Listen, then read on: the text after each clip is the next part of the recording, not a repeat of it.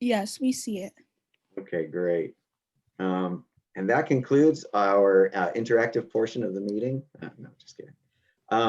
Feel free to ask questions anytime in the chat, obviously, and pipe up. There are, I think, I see about 40 folks. So chat's probably the easiest way to go, but if you're not getting a question answered, feel free to just interrupt us. We're pretty nice folks.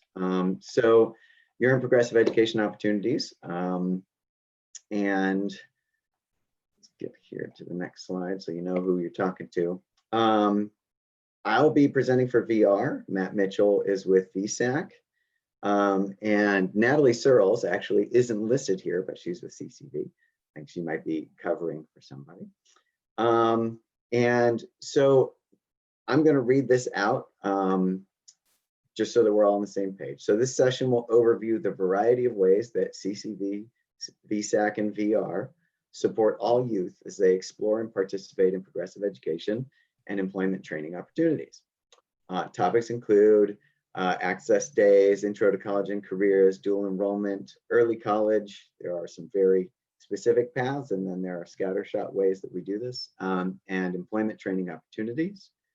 We'll address how our agencies support students as they begin to progress through both exploration of whatever post-secondary training they're looking at, and participate in those things along their way, and the differences between the many forms. Okay, I see someone's trying to join. Okay, great. So I think we have folks in. So I'm just going to give you an overview of progressive education and then kind of what Voc Rehab has to offer. Then CCV will present, and then VSAC, and we'll open it up for questions. So the idea with progressive education, if you're familiar with progressive employment, it's similar just with education. But if you're not, progressive education is the idea that there's something that educational or training wise that someone can be doing, young or old. There is something out there that someone could be participating in that'll make a difference in their career path. And that can be anything from traditional college, 4-year matriculated student stuff, to just visiting a campus, a CCV campus, visiting an access day, participating in non-credit courses, or a training, or something with a certification at the end. All of those things are on the spectrum of progressive education, and people drop in and pull out and decide where they want to be all along that continuum. And it may or may not be on a college campus / college, web-based learning. It can happen in many different ways. The expectation is that for our clients, that there's some support that's provided for these new experiences. That can be as simple as sitting down with the application and looking, helping somebody fill that out, or looking for financial aid, or visiting a campus so they know where a classroom is, or waiting outside the door for when they're done and being able to discuss what course they were just in. All the way through to, waving at them walking across the podium. I mean, there's a million ways to support, and progressive education imagines that we have a part to play in all of that. As far as VR goes, obviously our transition program, most of you are familiar with, but there have been a couple changes recently.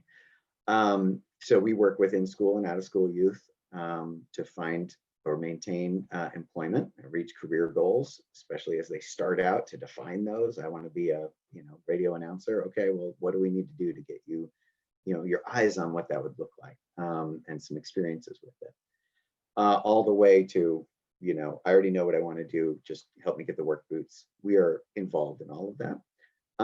But VR a few years ago started something based on legislative changes at the federal level, something called the Careers Initiative, which looked more at a long-term relationship with Voc Rehab to explore multiple careers over time, so a more career pathway approach, rather than 90 days, you got a job, it's good enough, and now we move on. That was a great model, but as things have evolved, we're finding that actually we would love people to come back through the door 6 months down the road and say, I'm ready for the next thing. So it changed our practice and our approach to what rehabilitation looks like in VR, but also our demographics of our consumers, our caseloads are now 50% of our clientele are under 26. And so that's a much younger population than we used to serve. And that requires us to pivot and provide services at a much more robust level for young folks. And that starts at 14. And what we've had to realize is that just the basic services that we were providing before need to be a little more sophisticated. And so there's increased funding available, staffing, and especially for, apropos for this conversation, investment in education and training opportunities and a real focus on those as a key part of a young person's move toward a career. Some of you may have heard about linking learning to careers as well. That is a 5-year research study that Rich Dulakangas and I were involved in putting together. That is in its 5th year, and we have some big findings out of that, some of which are work-based learning experience-based, as Wintek was mentioning, but also that opportunities for post-secondary need to come in all flavors so that folks can be served right where they're at. And that's what leads us to this conversation today. Also, College Compass, you've heard of College Steps, and we are piloting something called College Compass. If you're at Castleton or Northern Vermont universities, it's extra support for students, mostly around mentoring and counseling about how college is going for that student. Usually it's in the beginning of their college career. So I have more details for that, but I don't want to go into them too far. And with that, if folks don't have any questions, and feel free to chat me up, I will pass it over to CCV. And Natalie, has Billy been able to get in? Yes, she's on. Super. Sorry I didn't introduce you, Billy. You can introduce yourself if you would. So, Brian, do you mind? So I thought it would be nice to start with a little bit of multimedia as opposed to just me talking. So we just have a 2-minute video, and Brian, I think you need to click it, right, to launch it? Yep. All right. And I have to make it so that you can hear my computer. Everyone sees a YouTube, right? Okay. Ready to go with that? Thanks, Brian. Are you the parent of a Vermont high school student? Want to learn how you can save thousands on your kid's college tuition bill? Meet Dana and Jesse, both rising sophomores at a Vermont high school. In sophomore year, Dana takes the normal 10th grade classes. Jesse takes the same classes, but also takes CCV's Intro to College and Careers, offered free at high schools and CCV locations around the state. In ICC, Jesse learns how to apply to college, how to pay for college, what types of career opportunities are out there, and what to study to get into those fields. Along the way, Jesse discovers an interest in science. During junior year, Dana again takes the typical high school classes. Jesse, on the other hand, uses dual enrollment vouchers provided by the state to substitute 2 college courses for the normal high school classes, free of charge. Jesse chooses to take a lab science course worth 4 credits and an English class worth 3 credits. Those 7 credits count towards Jesse's high school graduation and as college credits. On to senior year, where Dana takes the required high school courses. Jesse takes a different path and heads over to CCV for the early college program. In early college, Jesse takes on a full college course load and earns 30 credits at a cost of 0. Zip. Nada. Again, those credits apply to both high school and college. At CCV, Jesse isn't missing out on high school life. Through flexible scheduling and online courses, Jesse still gets to participate in sports, marching band, and prom. Both Dana and Jesse graduate and spend the summer having fun and preparing to head off to the same college in September. Based on the average cost per college credit for in-state students in Vermont, Dana's parents are looking at a total 4-year tuition bill of over $111,000. Jesse took advantage of CCV's secondary education opportunities, earning 37 credits and saving $34,000 on the overall cost of that science degree. Jesse is also set to graduate a full year before Dana. Learn about saving on your kids' tuition costs at gotocollegevt.org. So we think that gives a nice overview of the different opportunities that students can take at CCV to work from a very beginning entry point, sort of getting their toes wet in a college experience and then moving along a continuum to a complete degree program. And we're very fortunate, as many of you know here in Vermont, that that there are many opportunities that are free to students. So I think the main trick is just to encourage students to give something a try. And a couple of things that video doesn't mention is that CCV offers something called Access Days. We used to target middle school students, but now we're really opening it up to any student in 6th grade through their senior year. And it can be, an entire sophomore class. In some cases, it's been students who are in a work-based learning program, and all of the students will do an access day at CCV. And we've also done career-based access days. So students who are interested in a particular career, like, in the health field, for example, we can do an access day for that. And what we did pre-COVID was we would bus students to a CCV center, and they would meet with CCV staff, other students who were at CCV, ideally from the same area of the state where they are. And they would just have an opportunity to feel like a college student for a day. We would give them food, and they would often hear from people in the field, and they could ask questions about different careers. And we've had to adapt that a little bit as a result of COVID. So we're doing access weeks where students can sign up for small little bits and chunks of like mini classes or conversations with students to talk about going to college and what it's like without having to sit on a Zoom meeting for a whole day. So those will be rolling out at the end of October. And so if you have a group of students who might be interested in just learning a little bit more about what it's like to be in college, I would strongly encourage you to get in touch with us. And that's a nice way for students to sort of be introduced to college in a really sort of low stakes way. And then the next step of that continuum is Introduction to College and Careers, which is a course that's a minimum of 26 hours, but it can be much longer if we add modules onto that course. So whoever requests it can choose anywhere from 4 to 11 4-hour modules based on what the student's needs are. And we developed last year or 2 years ago a pre-module that was to help students learn how to advocate for themselves in college courses. And that was through linking learning to careers. And that module has been really helpful for students to learn about the difference between high school and college in terms of how accommodations work, what kinds of supports they can get at CCV, whether that's online or whether it's over Zoom now.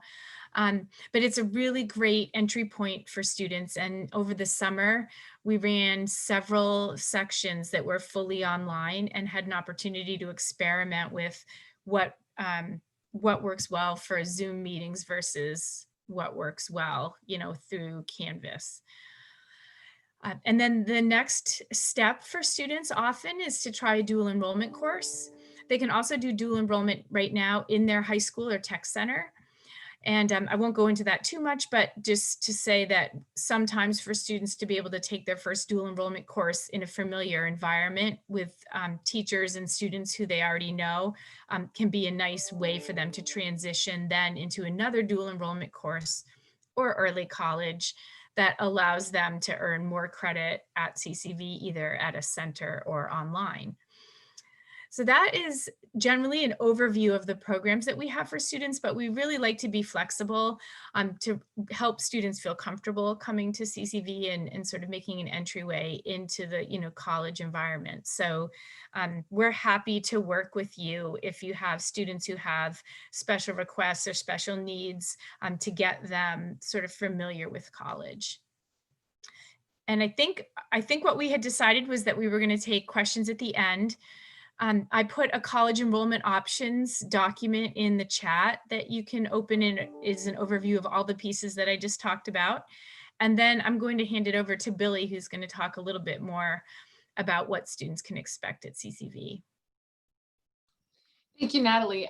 So my name is Billy Dunham. I'm an accessibility coordinator here in the Morrisville Center. And I work with students that are transitioning or that are currently in high school to college, and letting them know about the different responsibilities and how that's different. Brian, I do believe that you have 2 slides that speak to this. Yeah, let me scoot over there. I have one, which is the website. Is this the first? It should have about some circles. Oh, that one, sure. Yes, I can get there. I find the circles are really helpful because it helps us. And so that from when students are in high school, and if they're on dual enrollment, they have 2 different rules that are kind of applying to them at the same time. And so we work really closely with their supports that they have at the high school, but also as they transition to college. So it'll be down this one. So while students are in high school, the school does the identifying the disability, they do the tests, the modification, they pay and adjust, they check in and manage and guarantee success. Parents play a role in all of this because they advocate and make decisions regarding their students. And then there's the student. And so it's something that a lot of students come to CCV kind of expecting all of these supports. And if you go to the next slide, so it's number 5. When students come here, it changes. Parents have the least amount of responsibility, which in college, they don't have any. Everything shifts from the parents to the students, and this from the school or us as a college to students. We still have a role to maintain the standards, provide reasonable accommodations, and guarantee access. But students, it changes. The majority of the lift is on them. Students have to self-identify. They have to provide the documentation. They have to advocate for themselves. So that's a huge difference. I think that I've worked with and experienced with students is it's different for the responsibility to be solely on them. They have to manage times and decisions. The onus of seeking those resources on them. They can either use or decline their accommodations. And all of that is, in essence, as they're striving to achieve the school's standards. And so I know that, every CCV across the state has an accessibility coordinator. Like I said, I'm the one that's for Morrisville. And I know that as students start with the transition to college, especially in dual enrollment or even in early college, we do allow, parents and support staff to be part of the meetings, but we really do work to make sure that students know during the conversations that all the decisions that are made are made by them, and that, like how do they voice their autonomy, and how do they go about seeking their accommodations so that they have equal access. And that equal access is different than when students are in high school, because it's equal access, it's not to guarantee success. And so we talk about what that looks like and what that means, and really try to work to empower students with the transition between high school accommodations and college accommodations. I believe that I hit everything on that I was supposed to hit. And at the end, if there's any questions, either write them in chat and we can address them at the end, or I'll put my contact information if you have any other questions. Thank you. Great. Thank you so much, Billy. And Natalie, I don't know if there's anything else that CCV wanted to cover. Otherwise, we can go to Matt. Let's go to Matt, and then if people have questions at the end, we can do that. Sounds good. All right. Let's see. We should be back to a PowerPoint, and here we are. Okay, so my name is Matt. I'm Matt Mitchell, and I work for VSEC. I'm an outreach counselor for VSEC. And if you see my name in here twice, it is because my power company said they were going to cut my power at 11 o'clock. And so far, they have not done that. So I had my on my phone and my computer just to make sure that I don't get dropped from this. Thanks, Matt.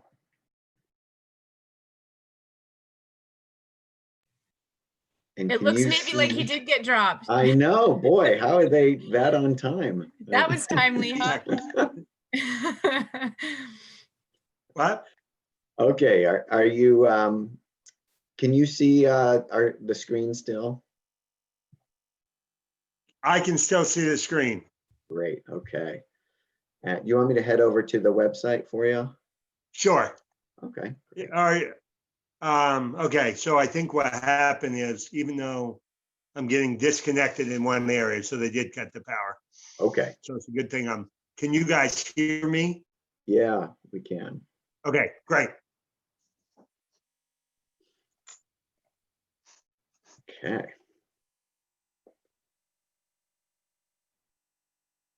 Okay, so this is our the VSEC web. As you can see, there's a lot of different things on here, and you can spend a fair amount of time going through this. In the chat box at the beginning, I put in 3 links to different things that we're going to that we do. There's a calendar link that I put in there just for all the different calendar of events that VSEC does. And some of the events that we're doing right now are FAFSA, doing one-on-one FAFSAs virtually with people because we can't do it online. We can't do it in person at this moment. We're also doing managing college costs. There's a bunch of different trainings and videos that you can find if you go through the calendar website. A couple big things that we're going to do. One thing we're doing tomorrow is for middle and high school students is Kingdom Career Connect or Career Connect, which is one of the links that I put. And that just has a bunch of videos about different careers. And tomorrow we, from 10 to 12, there's going to be a guest speaker, and then there's going to be a chance to talk directly to people who posted videos. So that's one big thing. And in the spring, we'll come back around, and I'm sure it's going to be virtually again, is our managing college costs. No, college pathways, excuse me. And that's just a way to talk about from A to Z about how do you get to college and what are some of the different options. Brian, if you can go to the next one about showing where the student section of this website. So if you scroll down on the front page, it will say all the different, and if you just click on I am a high school student.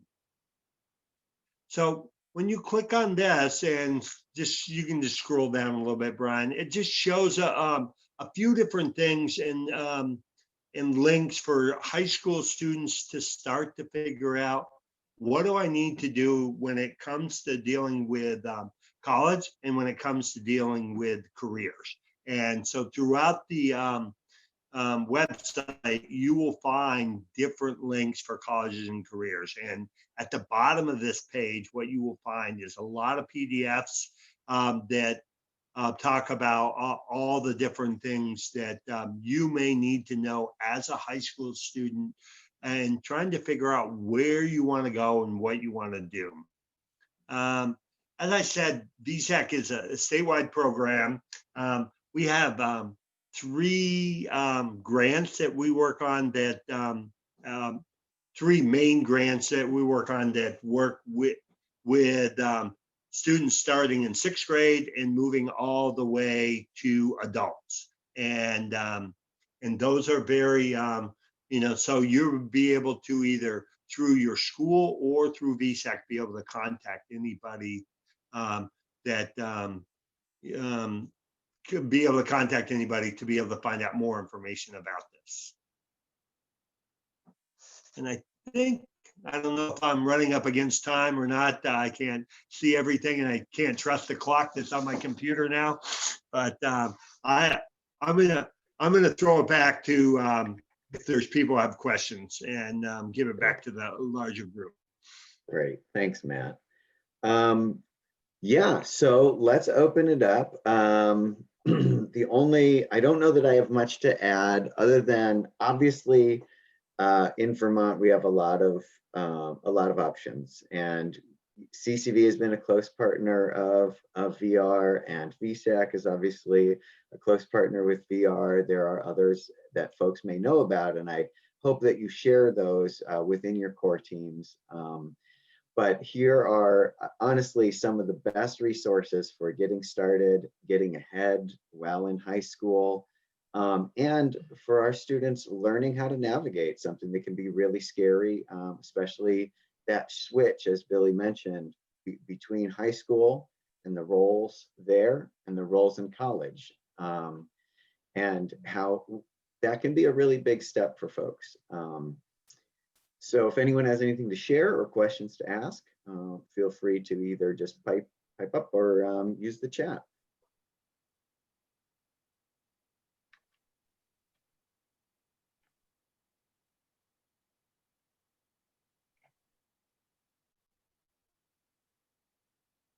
All right, there's a question from Liam.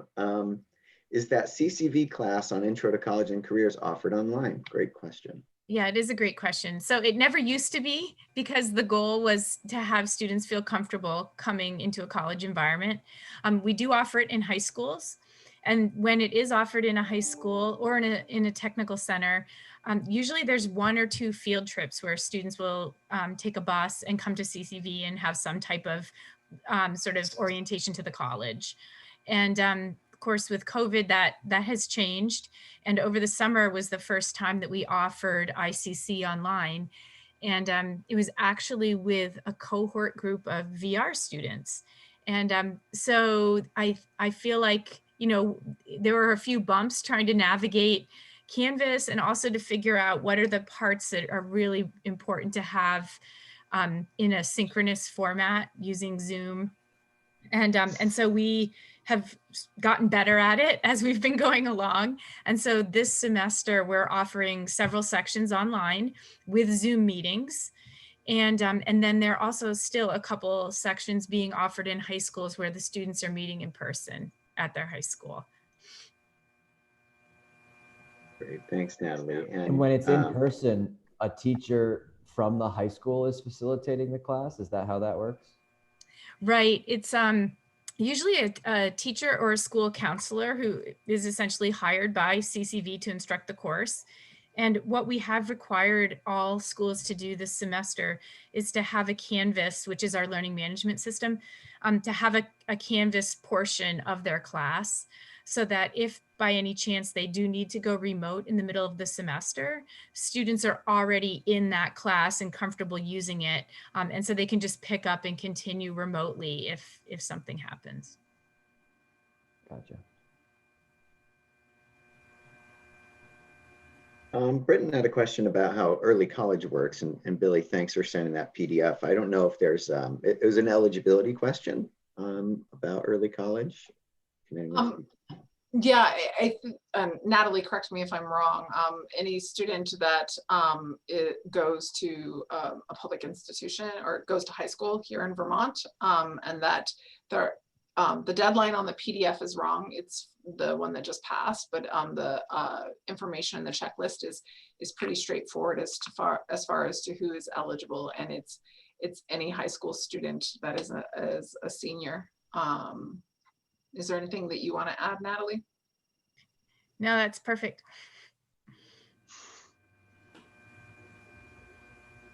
I think one thing that folks have really been, so with linking learning to careers, it opened our eyes to the dual enrollment voucher option within Vermont, and doing some research ahead of the grant, but also our experience during it has shown that students with disabilities take advantage of that at a far less high rate as the rest of the state. And so one of the big things that we built into linking learning to careers was access to 2 more of those vouchers to help encourage using both the Agency of Ed's and ours.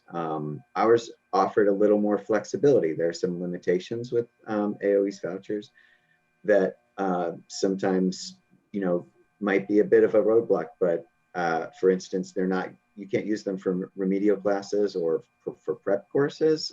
They need to be for kind of 101 level and above. And with LLC, we decided, okay, well, maybe that's a barrier. And what if we used our 2 extra vouchers for classes to help build up to using the Agency of Ed vouchers? And while not everybody used dual enrollment vouchers, it did make a difference for those that did. And I think the big lesson was folks just didn't know about it. It was high school to high school, whether or not that was part of what was described through guidance or through post-secondary education. So exploration. So that's just something to definitely keep in mind, that if you haven't heard about dual enrollment vouchers or don't think it's for your student, it definitely is a really amazing option. And it can be used as exploratory too. It doesn't have to be, okay, I'm just going to get ahead on my first full year of college. It can be used to have a college experience and get dual high school and college credits, especially in senior year. It's great. Yeah, I would, Brian reminded me of something that I didn't mention, which is that all of the components that we were just talking about in the continuum from access days to ICC, dual enrollment, early college, all of them are free. So there's no cost to the student. And I think that just anecdotally, if a student does dual enrollment before they do early college, it gives them a much better sense of what to expect. And I think that they can be more successful because they know from the beginning, what the commitment is for college courses versus what they're used to in high school. So following that pathway is really helpful for student success, but it's also free, which we really want to eliminate barriers for students. And so that is a really important piece. For intro to college and careers, even the books are free. And Natalie, can I add something? The free component through the VSEC and the Vermont grant, there are, like, for early college and dual enrollment, there may be some costs for books, but that can also be covered through applying through the grants program. So they're really trying to do everything to break down all those possible barriers for costs for people. And the people either at CCV or any of the schools that do dual enrollment in early college really work well with the student to make them aware of any possible opportunities for funding or anything else that they may need. It's a good partnership between everybody. Thanks for that, Matt. That's a great reminder that often there are multiple ways everybody might contribute a little piece to make it work for a student, and VR, obviously can contribute as well. And often we do, we don't pay tuition generally, but we definitely help with a student with what application fees or with books or supplies, that kind of thing. Oh, sorry. Okay, so we got a couple questions. Let me do, Liam, your question first. Just to clarify, Voc Rehab has a separate set of dual enrollment vouchers for students with disabilities. Can you clarify? I appreciate that. With linking learning to careers, which has a set of students that are participating, that's already done. With that program, there were extra dual enrollment vouchers. There aren't from VR extra ones for the general, for our general population. So it's just the 2 that are through the Agency of Ed. So sorry if that was a little confusing. Britton asked, how much time would you recommend for students considering dual enrollment in order to organize and discuss accommodations? I'm sure it, but yeah. I would recommend at least the minimum 2 1-hour meetings. One to talk about the process and to build a relationship with the student. And then 2, once the documentation is received and evaluated, to navigate what reasonable accommodations look like and access. The one thing I did not mention earlier is that once accommodations are put in place, it is from that moment forward. So if a student doesn't come to us and gets the information and have the accommodations put in place prior to the start of the semester, it doesn't retroactively go back. So let's just say a student gets time and a half on quizzes, and because the first couple of weeks they didn't have that, they were not successful, it doesn't give them an opportunity to go back and fix those quizzes. It's from the moment that they submit it to their faculty moving forward. And the one good thing is that if students are finding that their accommodations aren't really meeting their needs, they can always meet with us again and again, and we can manipulate them and keep working with them until we find what works. And what works can be different between subject and between semesters and stuff like that. So, but typically it's 1 hour for the relationship building and to go over what the process looks like with the student, and then an hour figuring out what the accessibility plan will be. Does that answer your question?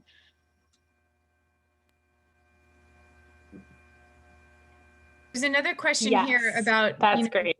That was really helpful. Thank you. Sorry. There was another question here about helping students bridge in order to support success when they go into dual enrollment. And Billy can probably speak better to that than I can, but I would just say that this was what we were thinking of with ICC as sort of a bridge, because it's not for credit, it's just pass fail. So we try to keep it very low stakes. And there's a lot of opportunity there to partner with teachers, schools, counselors, to help students learn how to be successful in a college course. That's the goal of ICC. And even to the point of offering it in high schools where they have all the familiar faces around them, and they're the people that they usually have who can assist, but then there's also the college instructor. So we try to do a lot in that course, but Billy works with a lot of dual enrollment students, so I'll also let her answer that question. And early college. And I think that in some ways, a lot of what's different between high school and college is that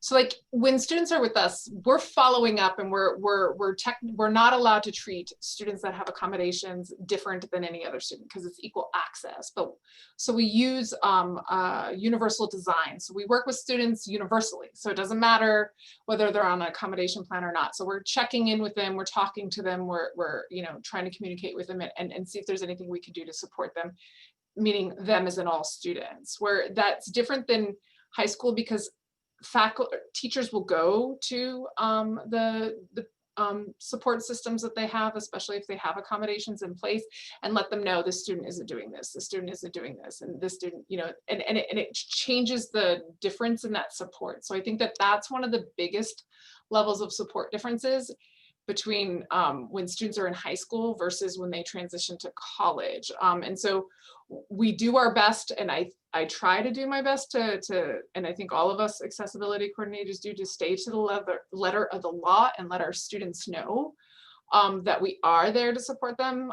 But again, as the slide and as all of this, when you get to college, is the onus really is on them. And as much as we want to do to be like, hey, we just can't. And so we really try to work on helping them self-advocate and helping them be the best purveyors for themselves. Does that help, Jackie? It does. It's just such a complex thing for me. And I think to have a student there, and because they're going from someone being with them all the time and having that conduit to now like having that onus. I like the idea of the intro to college studies because I think that is like the perfect foundation for them. Like, yes, you're taking this college class, but you still have your special educator and your core group of teachers around you and your guidance counselor. Like, I think that makes the most sense. And just to add, just because we are held to a different standard, it doesn't mean that you're not. So like, whatever works for you, please continue to support your student in the same way that you do. Just keeping in like maybe helping behind the scenes to be like, okay, so this would be a good time to do that, like the things that we can't do, but that are really good and for students to be learning in the process. And you know, if that's a more in-depth conversation with your accessibility coordinator, so that maybe they can help you understand what might be helpful in letting the student know how to self-advocate and that kind of stuff. And something to kind of add on to that, and I didn't really mention this earlier, is for VSAC works with a caseload of students. I mean, there's 2,500 Gear Up students and about that same number of talent search students. And so if you have a student who is in a Gear Up or a talent search school, or you can call VSAC to see if they're in, if we're in one of the high schools. We're not in all of them, but we're in most of them. We continue to work with those students right through their first year of college. So if they become part of our caseload, if they do early college, or even when they go off to college or go off to a training program, we will work with them through, at least post high school. So that 1 year post high school, so we can become that other link to help out with other people as we move along. Great, thank you for that. We are really close to time, and so you feel free, please, to reach out to any of us with questions beyond this, something that comes up. Obviously, the resources are great. It's nice to have websites that are full of information. Sometimes you can get lost in there, and so definitely reach out if there are questions that come up. And we really appreciate your coming to this this session, and I hope that it was helpful. And I think we'll see everybody. I don't know where you go from here or how to get there. I don't know if the host has anything to say about what's next or where to click. But I appreciate everybody's time, and hope you have a great rest of the day.